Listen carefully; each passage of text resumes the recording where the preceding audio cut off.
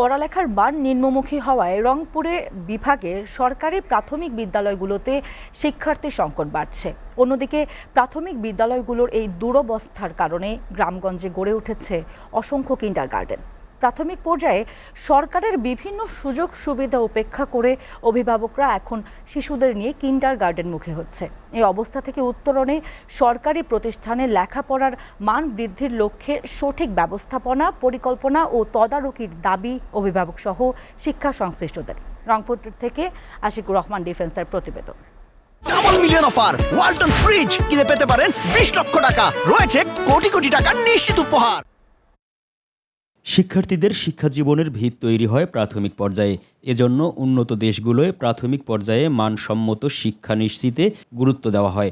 বাংলাদেশেও প্রাথমিক শিক্ষা উন্নয়নের কথা বলে গত এক যুগে দুটি বৃহৎ প্রকল্পের আওতায় ব্যয় করা হয়েছে প্রায় 33,500 কোটি টাকা।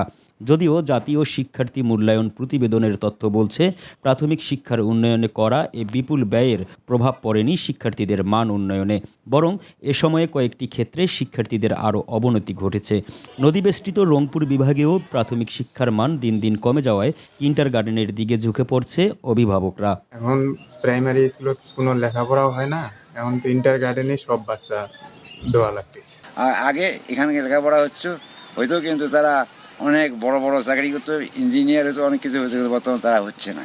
এই বাচ্চাগুলো লেখাপড়া করি আমরা সবার সাথে যুদ্ধ করে ভালো রেজাল্ট করতে চাই, যেমন ভালো কথা বলতে চাই। প্রাথমিক শিক্ষার মান নিয়ে অভিভাবকদের অভিযোগ অমূলক নয়, বরং প্রাথমিক শিক্ষার মান বাড়াতে আরও গবেষণার প্রয়োজন বলে মনে করেন এই শিক্ষাবিদ।